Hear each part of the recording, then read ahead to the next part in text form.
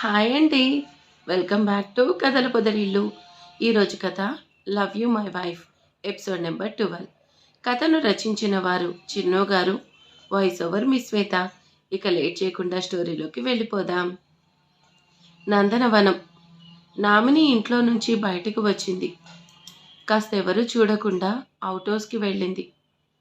రోజు ఈ nonsense thought చేయలేకపోతున్నాను అనేసి తన ఓని అండ్ డ్రెస్ చేంజ్ చేసుకొని పాష్గా రెడీ అయ్యి బయటకు వచ్చేసరికి తన ఎదురుగా ఉన్న జననిని చూసేసరికి నామిని కాస్త నర్వస్ అయింది. నామిని, నువ్వు చాలా తప్పు చేస్తున్నావు. ఆంటీ నిన్ను నమ్ముతుంది, బట్ నువ్వు ఆంటీ నమ్మకాన్ని మోసం చేస్తున్నావు. నువ్వు జస్ట్ మా ఇంటికి వచ్చిన గెస్ట్వి. గోస్ట్ లాగా బిహేవ్ చేయకు. మా మోమ్ అంటే నాకు లవ్ అండ్ ఎఫెక్షన్ ఉంది, బట్ తను చెప్పింది చేయటం నా వల్ల కాదు. నేను నా లైఫ్ నాకు నచ్చినట్టే లీడ్ చేస్తాను. ఈ విషయం మమ్మీకి చెప్పి మమ్మీకి తెలిసేలా చేస్తే I will see your end be in your limits అంటూ నామిని పొగరుగా వెళ్ళిపోయింది. నామిని అలా వెళ్ళిపోతుంటే జనని ఏం చేయలేక చూస్తుండిపోయింది. ఆంటీకి చెప్పి బాధ పెట్టడం కంటే తనకి చెప్తే తనే తన చెల్లెల్ని చూసుకుంటాడు కదా. తను అంటే in the sense of Rama. Janani, నువ్వు ఇక్కడేం చేస్తున్నావు అంటూ అనసూయ అక్కడికి వచ్చేసరికి జనని కాస్త నర్వస్ అవుతుంది. ఆంటీ, నేను జస్ట్ క్యాజువల్గా వచ్చాను. మీరెప్పుడు వచ్చారు? నామిని నీకు వార్నింగ్ ఇచ్చినప్పుడే వచ్చాను అంటూ అనసూయ అనేసరికి అనసూయకి తెలిసిపోయిందని జననికి అర్థమైంది. ఆంటీ, నేను నామిని చెప్తే తెలుసుకుంటుంది. నేను తనతో మాట్లాడతాను. నామిని వయసు తనకి నచ్చింది చేయమంటుంది, కానీ మనం చెప్పేది చేయాలనిపించదు. నాకు నిజం తెలుసని తెలిస్తే తన భయం పోయి ధైర్యం వస్తుంది. తనకి నిజం తెలుసని తెలియకూడదు. దొంగ చేతికి తాళాలు ఇస్తేనే కదా తను బుద్ధిగా ఉండేది. ఆడపిల్లకి చదువు మంచిదే, కానీ అనర్థాలు తీసుకురాకూడదు. పట్టేవా? తనకి ఎలా బుద్ధి చెప్పాలో నేను చూసుకుంటాను. నువ్వేమి ఇన్వాల్వ్ అవ్వకు అంటూ జననికి నచ్చ చెప్పింది అనసూయ. ఐఏఎస్ అకాడమీ ముందు తన కార్ బయట నిలబడి కార్కి ఓ సైడ్ బెండ్ అవుతూ వెయిట్ చేస్తున్నాడు Harsha. White colour shirt and jeans jerkin and tan jeans, black shoes and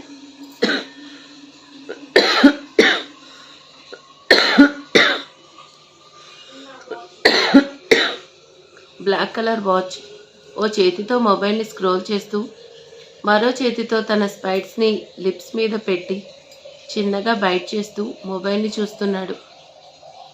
Harsha గారు అనే మాటకి హర్ష వెనక్కి తిరిగి తన ఎదురుగా ఉన్న అమ్మాయిని చూస్తూ నువ్వా అంటూ కాస్త స్టన్ అవుతూ, జాను నువ్వేంటి ఇక్కడ?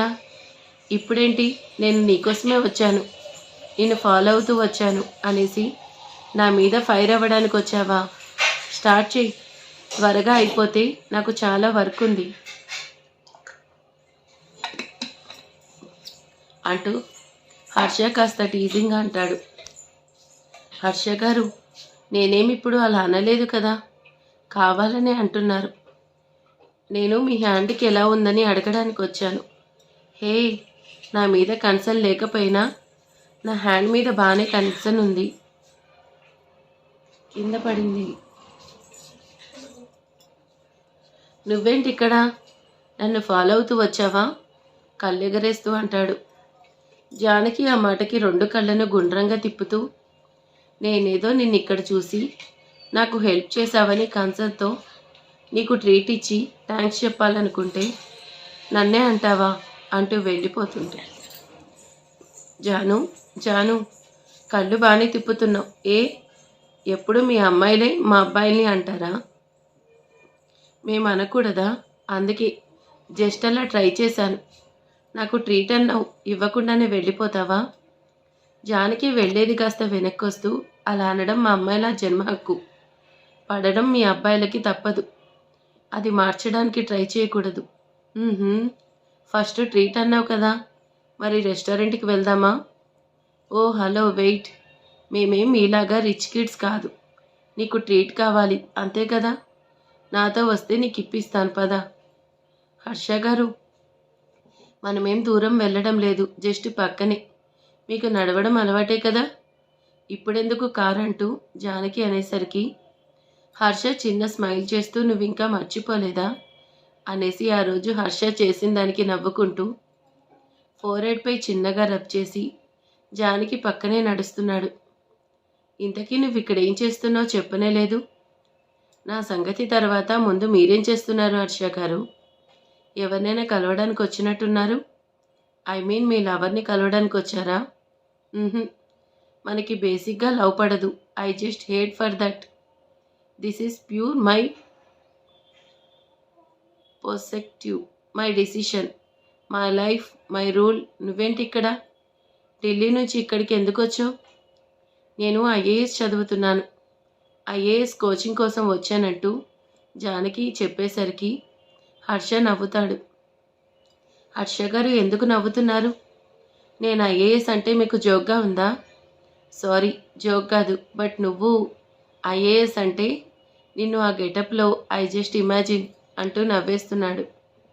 హర్ష గారు అంటూ తన బుక్స్తో హర్షని భుజం మీద కొడుతుంటే, Janu just you imagine, by chance ఫ్యూచర్లో నువ్వు ఐఏఎస్ అయితే నీ చుట్టూ ఆఫీసర్స్ ఏమో ఫస్ట్ ఫ్లోర్లో ఉంటే నువ్వేమో గ్రౌండ్ ఫ్లోర్లో ఉంటావు.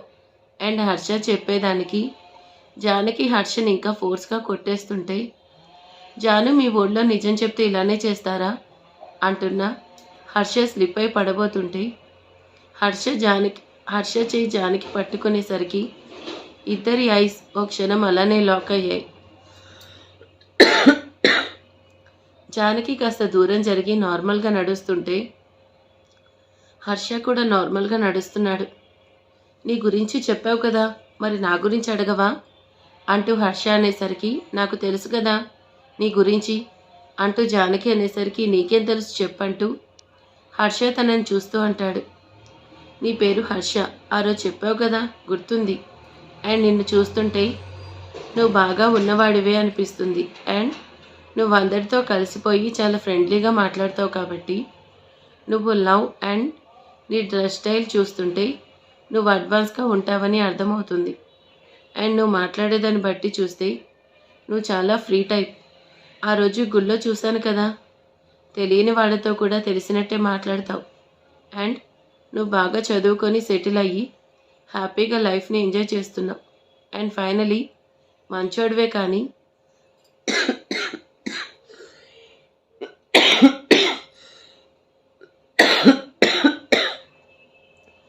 కొన్ని బ్యాడ్ థింగ్స్ ఉన్నాయి. బట్ ఆడపిల్లకి హెల్ప్ చేసావు చూడు, అదే నీ క్యారెక్టర్.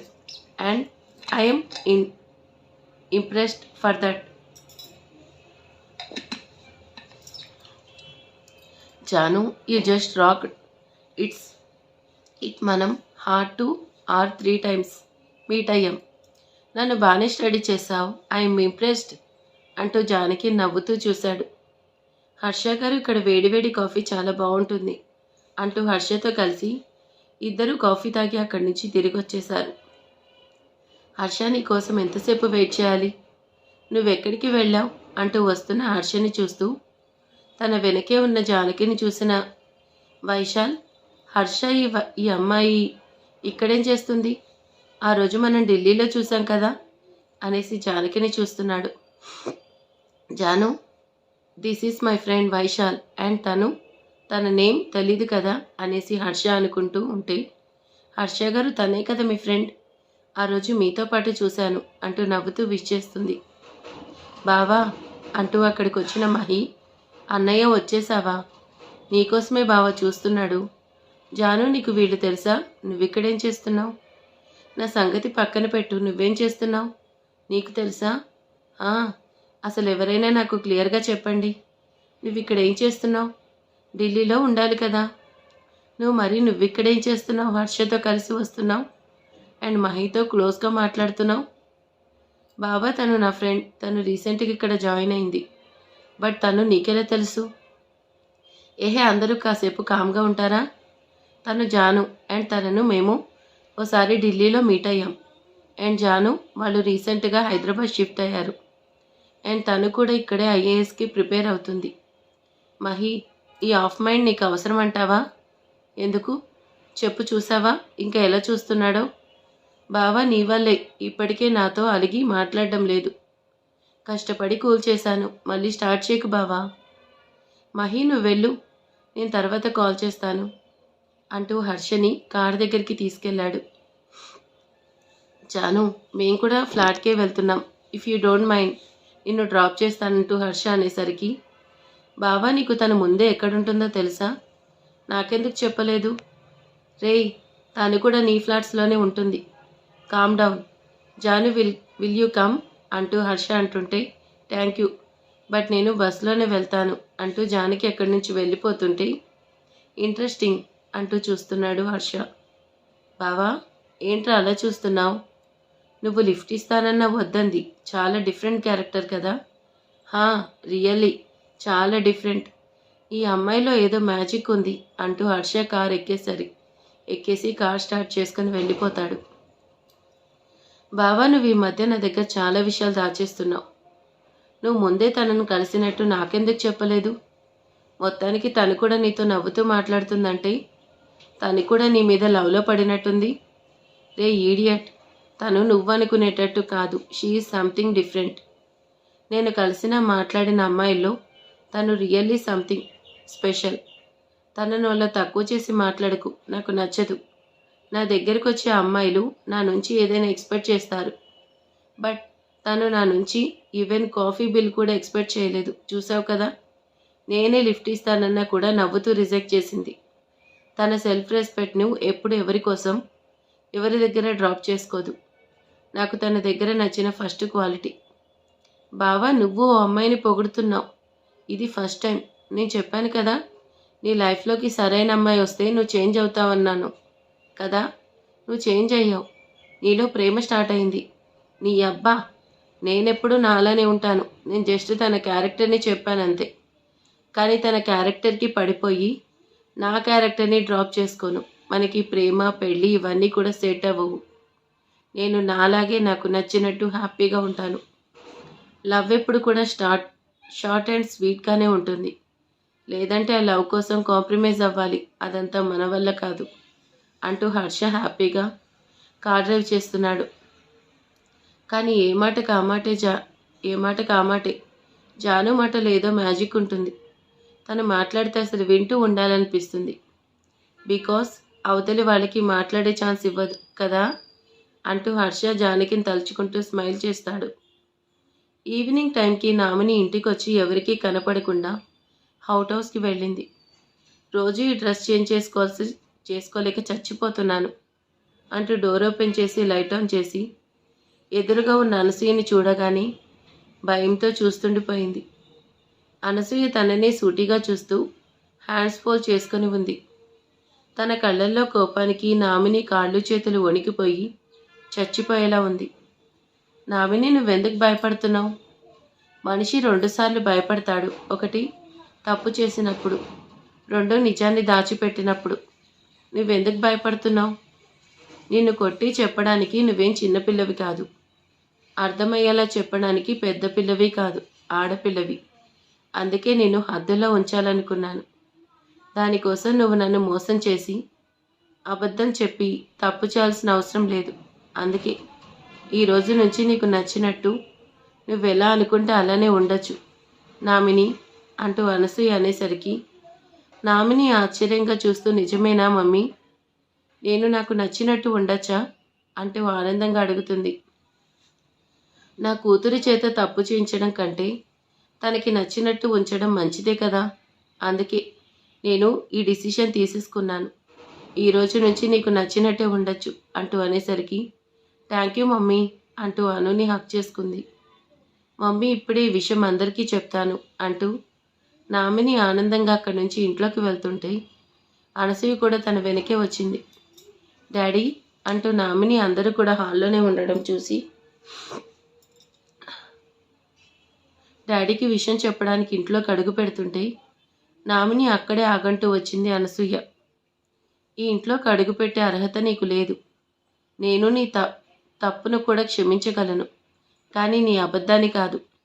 ఒక్క అబద్ధంతో మొదలైతే అది ఒక్కదానితో ఆగదు. అందుకే నిన్ను నీ అబద్ధాలను ఇక్కడే నా గుమ్మం అవతలే వదిలేస్తున్నాను. అందరూ వినండి. ఈ రోజు నుంచి ఈ అమ్మాయికి నందన్ వంశానికి సంబంధం లేదు.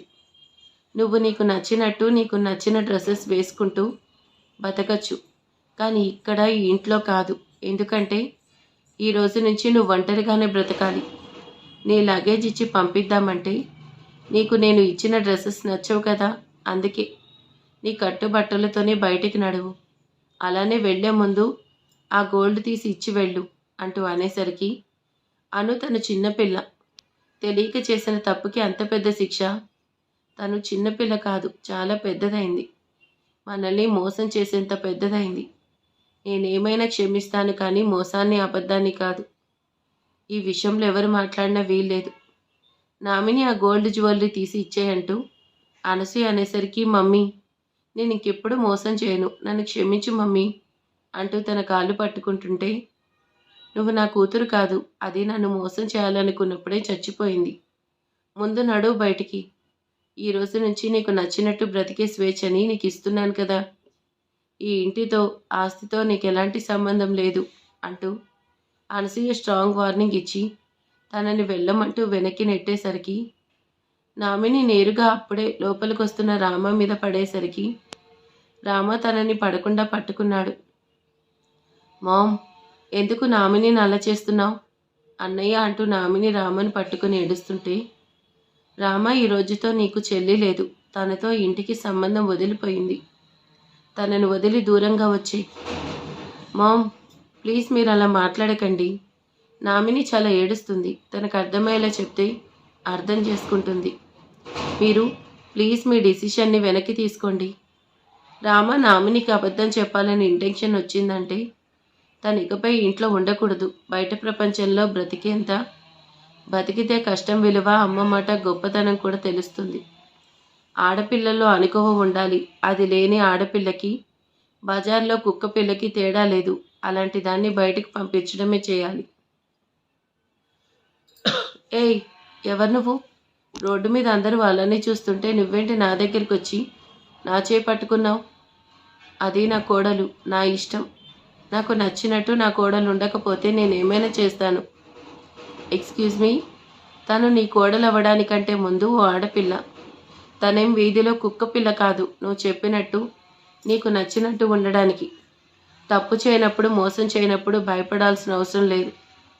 ఆడపిల్ల పుట్టినప్పటి నుంచి చచ్చే వరకు అందరి మాట వినాలి. మళ్ళీ బోనస్గా ఇలా ఆడదానికి ఆడదే శత్రువు అన్నట్టు మాట్లాడుతున్నావు.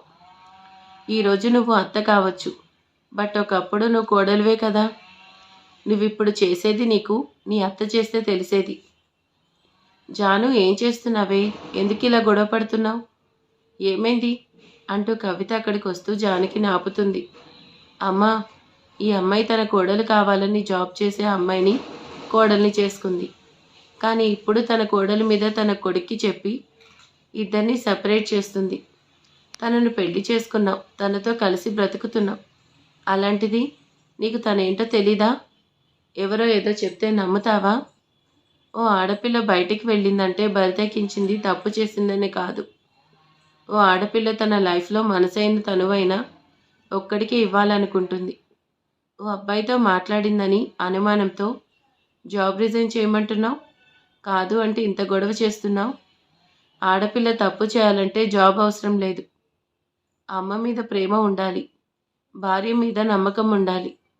నమ్మకం లేకపోతే నీ జీవితమే నాశనం అవుతుంది. ఏయ్, నువ్వెవరు నా కొడుకొచ్చి ఏదేదో చెప్తున్నావు? అది కాకపోతే ఇంకో పెళ్లి చేస్తాను. నా కొడుకు మగాడు, వాడికి ఇదేం అవసరం లేదు. నీ కొడుకు మగాడని చెప్పాల్సింది నువ్వు కాదు, తన భార్య. మగాడు అంటే అర్థం పెళ్ళిళ్ళు చేసుకోవడం కాదు. నిన్ను నమ్మి వచ్చిన అమ్మాయిని ఇక్కడ గుండెల్లో పెట్టుకొని చూసుకోవడం. నువ్వెన్ని పెళ్ళిళ్ళు చేసినా పెళ్ళి ఆ అమ్మాయితోనే చేస్తావు, ఆ అబ్బాయితో కాదు కదా. తనను బాధ పెడుతున్నావు. నీకు నీ మొగుడు ఇలానే చేసుంటే ఆ రోజు నీకు తన బాధ అర్థమయ్యేది. ఆడపిల్లకి ఏం తక్కువ? తను మళ్ళీ పెళ్లి చేసుకోలేదా? సంతోషంగా ఉండలేదా? ఈ రోజుల్లో ఆల్ ఆర్ ఈక్వల్. ఆ అమ్మాయిని చూస్తూ నువ్వెంత బాధపడాల్సిన అవసరం లేదు. మళ్ళీ పెళ్లి చేస్తానంటుంది కదా. ఇప్పుడు ఈ వీడియో అంతా ఆల్రెడీ సీసీలో రికార్డ్ అయ్యే ఉంటుంది. నిన్ను కొట్టడం అన్నీ విత్ ప్రూఫ్స్ తీసుకెళ్లి కేసు పెట్టు. మీడియాలో డిబేట్ స్టార్ట్ చేయి.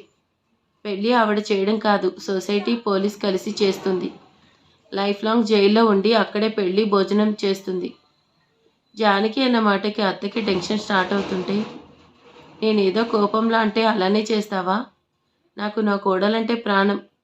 ఏదో ఒక మాట కోపంలో అనేశాను. నువ్వు నీకు నచ్చిన జాబ్ చేసుకోవచ్చు. నీకు నేను ఎప్పుడూ అడ్డు చెప్పను. మీరు కలిసి ఉండడమే కావాలి అంటూ అత్త తన కోడల్ని దగ్గరికి తీసుకుంది. ఈ రోజుల్లో మాటంటే పడండాల్సిన అవసరం ఎవరికీ లేదు. మాటకి మాట సమాధానం చెప్తారు. నీకు కొడుకు కావచ్చు, తనకి భర్త. 25 ఏళ్ళు నువ్వు పెంచితే రెస్ట్ ఆఫ్ లైఫ్ తన భార్య చూసుకోవాలి. నువ్వు చేసేవన్నీ భార్య చేయగలదు, కానీ భార్య చేసే అన్ని పనులు నువ్వు నీ కొడుక్కి చేయలేవు కదా. కోడలంటే నీ ఇంటికి వచ్చే సర్వెంట్ కాదు, నీ వంశాన్ని ముందుకు నడిపే వారధి అంటూ జానకి చెప్పే మాటకి జానకిని అలానే చూస్తున్నాడు వైశాల్. హర్ష చెప్పినట్టు షీఈస్ సంథింగ్ అంటూ వైశాల్ తననే చూస్తూ హర్షకి కరెక్ట్ పేరు అనుకుంటూ చూస్తున్నాడు. జాను ఇంకా చాలు పదా, ఎప్పుడు అందరితో గొడవలు నీకు కావాలంటూ జానకిని అక్కడి నుంచి తీసుకెళ్ళింది. మామ్, నామిని తప్పు చేసినా తనని పనిష్ చేసేది ఇలా కాదు మామ్. Things once. తను బయటకు వెళ్ళి ఎలా ఉంటుంది? తనకేమైనా అయితే మనమే కదా లైఫ్ లాంగ్ రిగ్రెట్ ఫీల్ అయ్యేది. రామా, తను తప్పు చేసినా క్షమించేదాన్ని, కానీ అబద్ధం చెప్పింది. అది మోసంతో సమానం. నేను ఆ మోసాన్ని జన్మలో క్షమించను. అది కూతురైనా కొడుకైనా కోడలైనా కూడా నేను ఇలానే ఉంటాను. మామ్ ప్లీజ్, తనకి ఇంత పెద్ద పనిష్మెంట్ ఇవ్వడం బాలేదు. తనకి లాస్ట్ ఛాన్స్ ఇవ్వండి అంటూ రామ తను చేయి పట్టుకుంటూ అడుగుతుంటే, రామ నీ చెల్లి కోసం నువ్వు అడుగుతున్నావు, కానీ ఒక్కసారి కూడా తన కోసం తను అడగట్లేదు. తన మోసాన్ని నేను భరించలేను, కానీ నీకోసం ఒప్పుకుంటాను. బట్ నా కూతురిగా నీకు చెల్లెలిగా కాదు. ఈ ఇంటి పని మనిషిలా ఉండాలి, అలానే బ్రతకాలి. తను చేసిన దానికి ఇదే శాస్తి. ఇంకెప్పటికీ ఈ ఇంట్లో తను పని మనిషిలానే బ్రతకాలి. ఈ లగ్జరీస్ అన్నీ దూరమైతే కానీ లైఫ్ అంటే ఏంటో దీనికి తెలీదు. నీ కాలేజ్ని ఆపే చెడ్డదాన్ని కాదు. ఇంట్లో పని చేసి కాలేజ్కి వెళ్ళి మళ్ళీ వచ్చి పని చేయాలి. నీకు ఇచ్చే శాలరీతోనే నువ్వు బ్రతకాలి, చదువుకోవాలి. ఈ రోజు నుంచి దీనికి నువ్వు ఒప్పుకుంటే ఇక్కడ ఉంటావు, లేదంటే అంటూ అనసూయ అనేసరికి నామిని ఏడుస్తూనే లోపలికి వస్తుంటే, నామిని, నీకు నేను చెప్పింది మర్చిపోయినట్టున్నావు. ఇప్పుడు నువ్వు ఈ ఇంటి కూతురు కాదు, పని మనిషి. అంటే నువ్వు ఉండాల్సింది ఇక్కడ కాదు, అక్కడ అంటూ అవుట్ హౌస్ చూపిస్తుంది. వామ్మో, అనసూయ క్యారెక్టర్ చాలా టిపికల్గా ఉంది. తప్పు చేసినా అబద్ధం చెప్పినా కూడా ఫ్యూచర్లో మరి జానకి పరిస్థితి ఎలా ఉంటుందో. అసలు జానునేనా రామ వైఫ్గా వస్తుంది, లేకపోతే జానకి హర్ష వైఫ్గా వెళ్తుందా? చూద్దాం ఏం జరుగుతుందో నెక్స్ట్ పార్ట్లో. ఈరోజు నుంచి రెగ్యులర్గా వీడియోస్ పెడతాను. మెయిన్ వాయిస్ ఓవరు ఒక వీడియో 2 వీడియోలు ఇచ్చేసరికి గొంతు మరీ బొంగురుపోతుంది. దాంతో చాలాసేపు రెస్ట్ తీసుకోవాల్సి వస్తుంది. మళ్ళీ వీడియోస్ చేద్దామంటే ఇంట్లో ఏదో ఒక పని అవుతుంది. మ్యాక్సిమం ఈ రోజు నుంచి నేను రెగ్యులర్గా అప్లోడ్ చేస్తాను. Okay, thank you for watching.